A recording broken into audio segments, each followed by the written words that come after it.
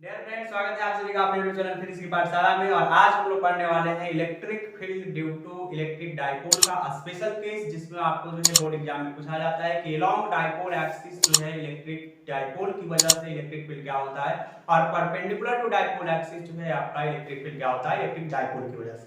तो आइए पहले हम लोग जो है कैलकुलेट करते हैं electric field due to electric dipole along dipole axis. Along dipole axis का एक और नाम है इन ऑन पोजीशन। तो चलिए कैलकुलेट करते हैं। मान लीजिए कि आपके पास जो है इलेक्ट्रिक डाइपोल है, जिसमें आपका एक माइनस क्यू चार्ज है इस बिंदु पे, और यहाँ पर जो है प्लस क्यू चार्ज स्थित है, और इसके बीच में जो सेपरेशन है वो 2 है, और वो जो है एक गेंद है इसका, और यहाँ से जो है r दूरी पे कोई बिंदु P स्थित है जो डाइपोल एक्सिस के अलोंग है। तो यहाँ पे आपको जो है इस डाइपोल की वजह से इलेक्ट्रिक फील्ड कैलकुलेट करना है। आप कैसे कैलकुलेट करेंगे? तो ये दूरी जो है आपको दे रखा है सेंटर से r, और इस बिंदु P पर जो है आपको कैलकुलेट करनी है। तो आपको क्या करना है कि आपको इंडिविजुअल चार्जेस की वजह से, एक एक आवेश की वजह से पहले इस बिंदु P पर इलेक्ट्रिक फील्ड कितना होगा उसको कैलकुलेट करना होगा। तो यहाँ पे दो चार्ज है, प्लस क्यू चार्ज है, माइनस क्यू चार्ज है, इसकी वजह से इस बिंदु P पर कितने इलेक्ट्रिक फील्ड होंगे उसको कैलकुलेट करेंगे। तो ये प्लस क्यू चार्ज की वजह से मान लीजिए कि E1 इलेक्ट्रिक फील्ड है, और यहाँ पर इलेक्ट्रिक फील्ड कैलकुलेट करना है। तो यहाँ पर एक टेस्ट चार्ज लेकर के आएंगे। तो अगर यहाँ पे टेस्ट चार्ज रहेगा तो जिस भी दिशा में आपका टेस्ट चार्ज मूव करता है उस दिशा में क्या होता है, इलेक्ट्रिक फील्ड का डायरेक्शन होता है। तो यहाँ पे प्लस क्यू जो है आपका स्मॉल जो है टेस्ट चार्ज आया है, तो ये प्लस क्यू चार्ज जो है इस चार्ज को क्या करेगा, रिपेल करेगा, यानी कि E1 का डायरेक्शन इधर की ओर होगा। ये इलेक्ट्रिक फील्ड हो गया प्लस चार्ज की वजह से। दूसरा आपका जो है माइनस क्यू चार्ज है, प्लस क्यू चार्ज को क्या करेगा, अट्रैक्ट करेगा, यानी इलेक्ट्रिक फील्ड मान लीजिए कि माइनस क्यू की चार्ज की वजह से है E2, तो आपका इलेक्ट्रिक फील्ड का डायरेक्शन इधर होगा। अब जो है मैग्नीट्यूड कैलकुलेट करेंगे कि आपका E1 का मैग्नीट्यूड कितना है। तो आपने जो है इलेक्ट्रिक फील्ड का फॉर्मूला याद रखा होगा, electric field due to positive charge क्या होगा, तो electric field due to positive charge की वजह से कितना होगा, तो E1 है इसकी वजह से, तो E1 equal to k Q बटा r स्क्वायर होगा, यानी कि आपका 1 बटा 4 pi epsilon not r square into q। ये आपके आ गए electric field due to charge plus q, है ना। उसके बाद जो है माइनस q चार्ज की वजह से इलेक्ट्रिक फील्ड क्या होगा, तो electric field due to negative charge that is मान लीजिए E2 है, तो E2 इक्वल टू क्या होगा आपका 1 बटा 4 pi epsilon not r square into q। लेकिन बात आती है कि r कितना होगा। ये आपका r क्या है दोनों फार्मूला में, तो आपका r जो है वो कितना होने वाला है। तो r होता क्या था आपका इलेक्ट्रिक फील्ड में, तो आपको उस आवेश से उस बिंदु की दूरी होती थी जहां पे आपको जो है इलेक्ट्रिक फील्ड ज्ञात करना होता है। तो जो ये r निकालते हैं कि इसके लिए r कितना होगा। तो यहां से अगर देखिए कि पूरा वो जो है यहाँ से, तो ये आपका सेंटर अगर है तो a वाली दूरी l हो जाएगी, ये दूरी l हो जाएगी। तो यहां से यहां तक की दूरी कितनी होगी, इस चार्ज से लेकर के इस बिंदु तक की दूरी कितनी होगी, तो ये दूरी हो जाएगी इतनी, पूरा r है, और एक l दूरी हटा देंगे तो ये वाला आपका मिल जाएगा, यानी r माइनस l दूरी हो जाएगी। लेकिन इस चार्ज से इस बिंदु की दूरी कितनी है, तो यहां से निकाल r प्लस l, ये r प्लस l दूरी है। अब आपको जो है पुट कर देना, दैट इज E1 कितना हो जाएगा आपका, तो E1 हो जाएगा q बटा 4 pi epsilon not r square, r की जगह पे कितना आएगा आपका r माइनस l, तो r माइनस l का होल स्क्वायर। ये इक्वेशन नंबर फर्स्ट आ गया आपका। E2 कितना हो जाएगा, तो E2 बराबर भी तो वही है, E2 बराबर q बटा 4 pi epsilon not r square, यानी q by 4 pi epsilon not r square. r की जगह पे कितना है आपका r प्लस l, तो r प्लस l का होल स्क्वायर। ये आपका हो गया electric field minus Q charge की वजह से। अब आपको नेट इलेक्ट्रिक फील्ड चाहिए, तो चूंकि इलेक्ट्रिक फील्ड जो है आपका वेक्टर क्वांटिटी, तो आप इसे वेक्टर तरीके से ऐड करोगे। तो वेक्टर तरीके से ऐड करेंगे तो हम देख रहे हैं कि यहाँ पर आपका इलेक्ट्रिक फील्ड जो चार्ज प्लस क्यू की वजह से है, और जो माइनस क्यू चार्ज की वजह से E2 इलेक्ट्रिक फील्ड है, दोनों के बीच में एंगल जो बन रहा है वो 180 डिग्री का है। और ऐसा हमने वेक्टर में पढ़ रखा है कि आपका जब दो सदिशों के बीच का कोण जो है 180 डिग्री होता है तो हम लोग क्या कर देते हैं, रिजल्टेंट निकालने के लिए सीधा सब्ट्रैक्ट कर देते हैं, घटा देते हैं। तो नेट इलेक्ट्रिक फील्ड जो होगा वो क्या होगा, तो नेट इलेक्ट्रिक फील्ड क्या होगी, e net is equal to E1 plus E2 and that is theta is equal to as, चलिए तो E2 बराबर आया आपका Q बटा 4 pi epsilon not R plus L का whole square. This is the question number second हो गया। तो नेट इलेक्ट्रिक फील्ड अगर आपको निकालनी है तो नेट इलेक्ट्रिक फील्ड निकालने के लिए आपको क्या करना पड़ेगा, दोनों वेक्टर को वेक्टर तरीके से सम करना पड़ेगा। क्यों, क्योंकि आपका जो इलेक्ट्रिक फील्ड कौन सी राशि है, वेक्टर क्वांटिटी होती है, तो वेक्टर क्वांटिटी को वेक्टर तरीके से ऐड करेंगे। तो जैसा कि हमने पढ़ा था कि वेक्टर में जो है आपका यदि दो सदिशों के बीच का जो कोण होता है वो 180 डिग्री होता है, तो हम लोग क्या करते हैं, नेट निकालने के लिए घटा देते हैं। तो नेट इलेक्ट्रिक फील्ड क्या होगा, E1 प्लस E2 का वेक्टर सम। अब इस theta is equal to 180 degree, so E net is equal to क्या हो जाएगा आपका, E1 minus E2, E1 minus E2, ये आपका जो है नेट इलेक्ट्रिक फील्ड होगा। राइट, अब इसको जो है कैलकुलेट करते हैं कि नेट इलेक्ट्रिक फील्ड क्या होगा।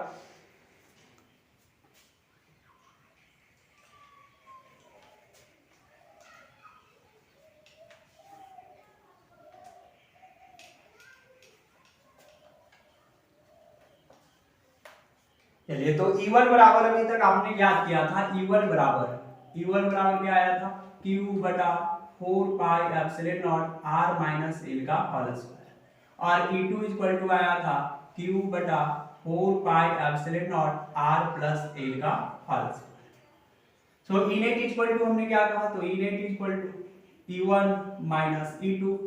सो Q बटा 4 पाई एप्सिलॉन नॉट, Q बटा 4 पाई एप्सिलॉन नॉट ये क्या हो जाएगा, कॉमन, तो इसको बाहर निकाल लें, Q बटा 4 pi epsilon naught,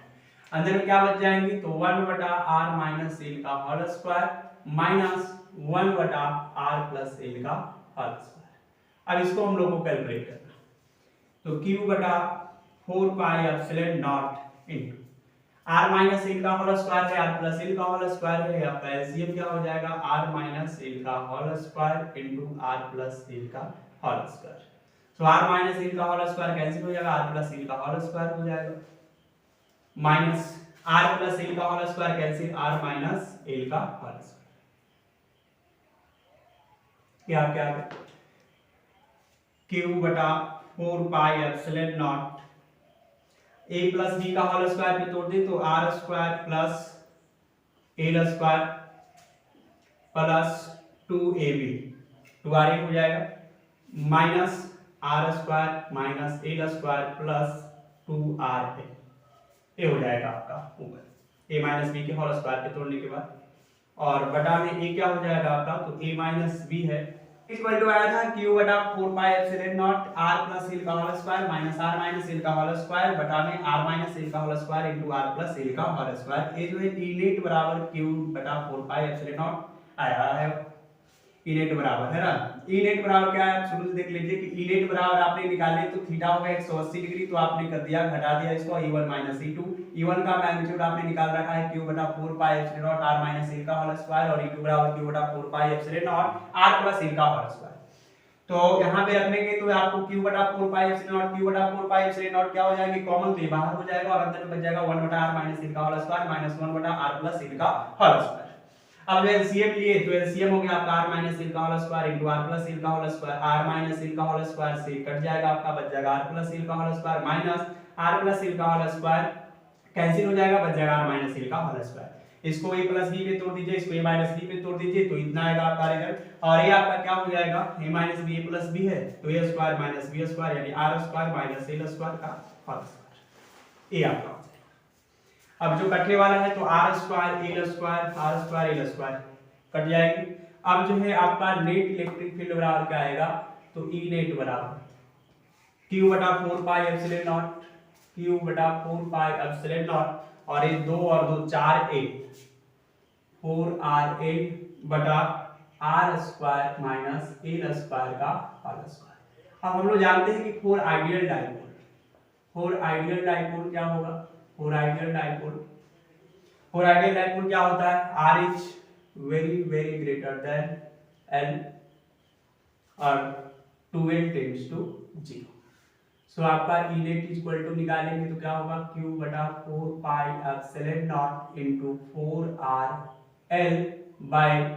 are square minus L square का होल स्क्वायर। तो एल क्या हो जाएगा आपका 0। तो नेट इलेक्ट्रिक फील्ड निकल करके कितने आएंगे, तो इसको आप कैलकुलेट करते हैं कि नेट इलेक्ट्रिक फील्ड कितना आएगा।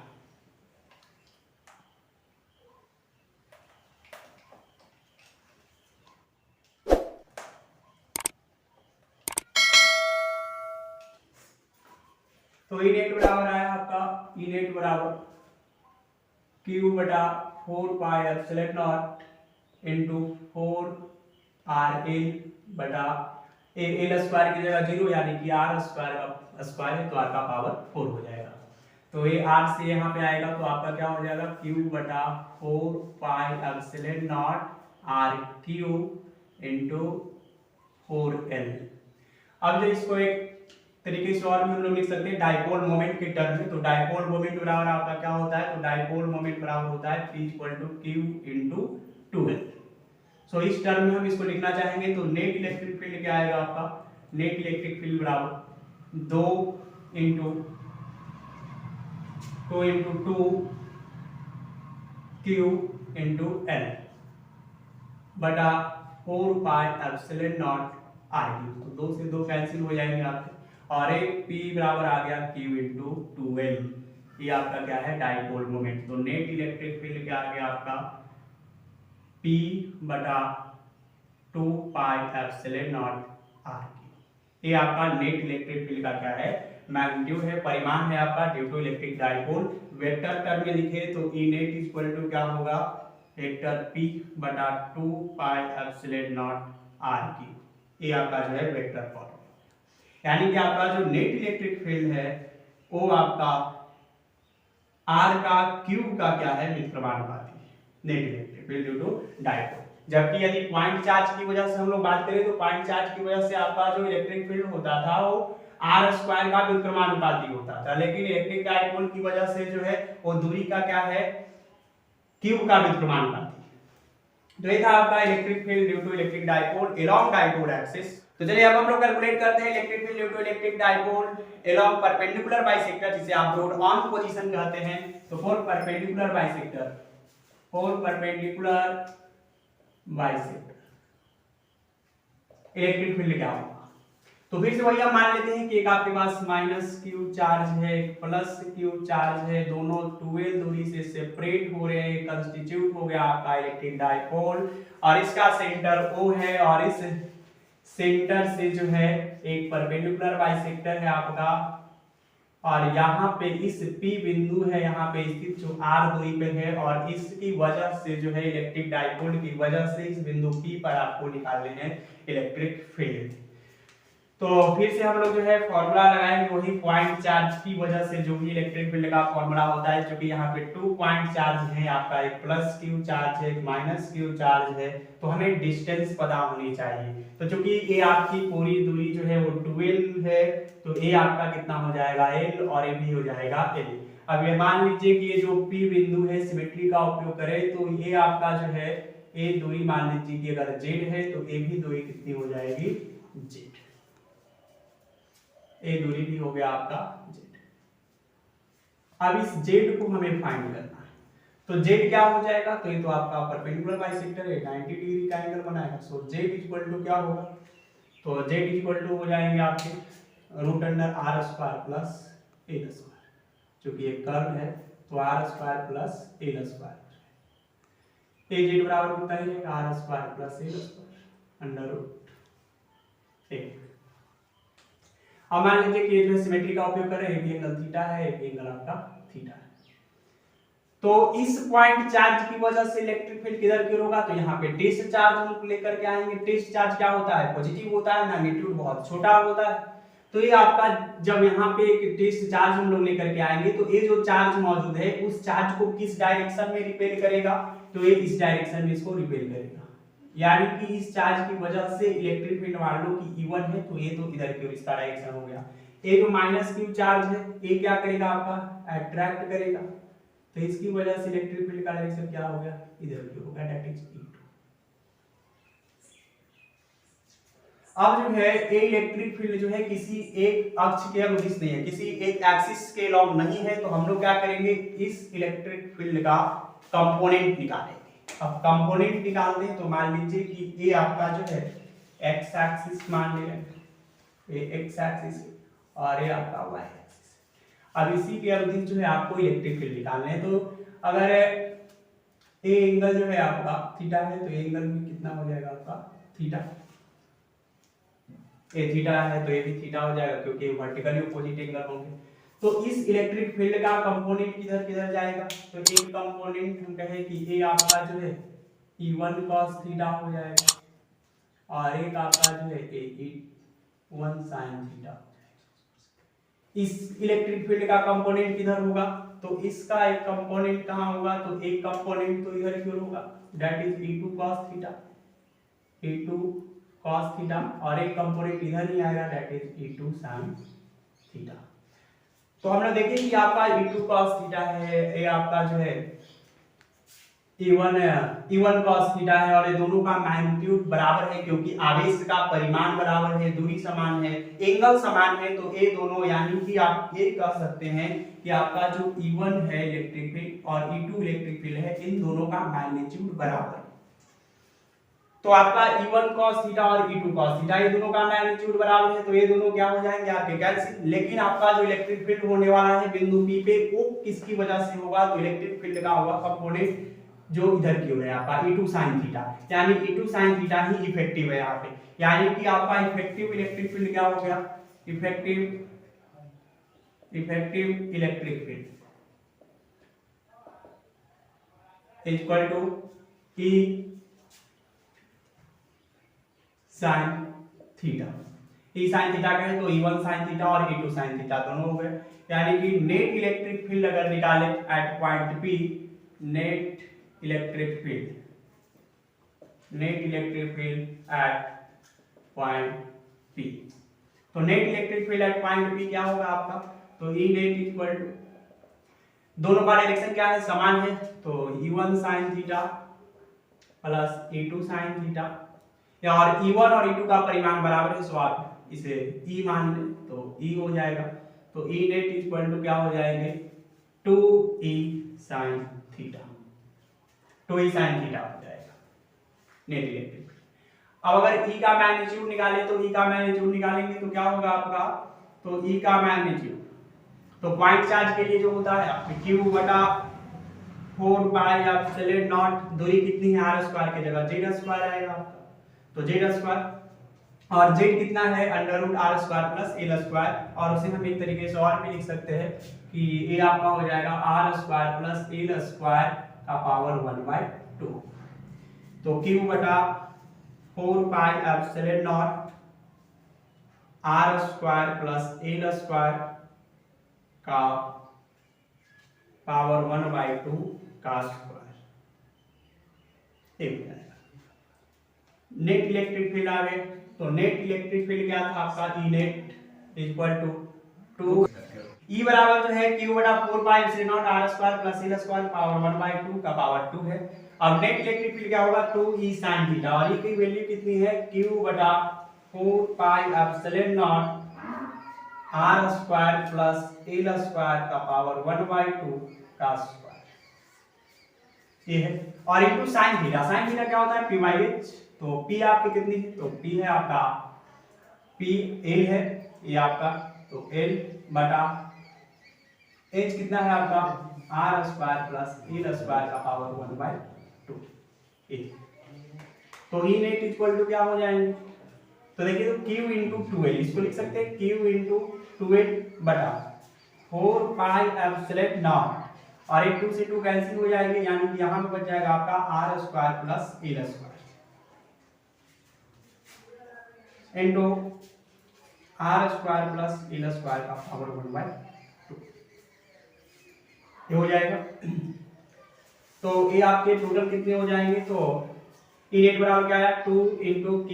बटा 4 pi epsilon not r square plus l square power 1/2 का स्क्वायर प्लस l बटा r square plus l square का पावर 1/2, तो नेट इलेक्ट्रिक फील्ड कितना आया, तो Q इंटू 2L बटा 4 pi epsilon not r square plus l square, क्योंकि square है ये आपका आधा है तो कट जाएगा, और इनटू आर स्क्वायर प्लस इन स्क्वायर का पावर 1/2। आगे इसको कैलकुलेट करेंगे तो आपका यहाँ पे कुछ नहीं तो 1 पावर होगा 1 प्लस 1/2 कितने हो जाएंगे 3/2, यानी कि नेट इलेक्ट्रिक फील्ड अब क्या आएगा आपका, तो नेट इलेक्ट्रिक फील्ड अच्छा Q into 2L क्या होगा, तो Q into 2L P हो जाएगा, तो P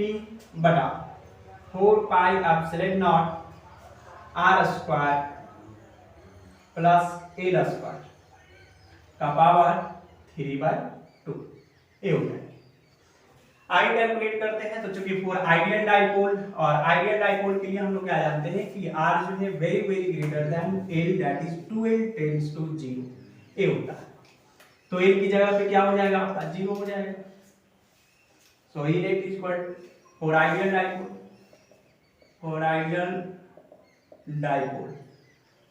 R is very very greater than L that is 2L tends to 0, so E net is equal to P बटा 4 pi epsilon not R square plus L square का power 3/2, L क्या है आपका 0, तो E net is equal to P बटा 4 pi epsilon not R square plus L square है ना, तो ये तो आपका 0 हो गया, तो R स्क्वायर के पावर 3/2 हो जाएगा, 2 से 2 कैंसिल, यानी कि आपका आ जाएगा RQ, तो नेट इलेक्ट्रिक फील्ड आ गया P बटा 4 पाई एप्सिलॉन नॉट RQ। अब अगर इसकी डायरेक्शन की अगर हम बात करें तो ये तो सिर्फ मैग्नीट्यूड है, डायरेक्शन के फॉर्म में अगर लिखेंगे तो E net is equal to क्या होगा माइनस वेक्टर P बटा 4 पाई एप्सिलॉन नॉट RQ। अब माइनस इसलिए चूंकि एलॉन्ग डाइपोल एक्सिस नहीं, ये जो आपका नेट इलेक्ट्रिक फील्ड आया है वो डाइपोल एक्सिस के अनुदिश है, लेकिन ये आपका क्या है एंटी पैरेलल है, यानी कि आपका जो है एलॉन्ग नेगेटिव से पॉजिटिव चार्ज की ओर आपका नेट इलेक्ट्रिक फील्ड है, ये है आपका पॉजिटिव से नेगेटिव इलेक्ट्रिक फील्ड है। सो E net is equal to minus P vector P बटा 4 पाई एप्सिलॉन नॉट RQ आया, वेक्टर साइन यहां मिलेगा। तो ठीक है, थैंक यू, और आज के लिए इतना है और मिलते हैं नेक्स्ट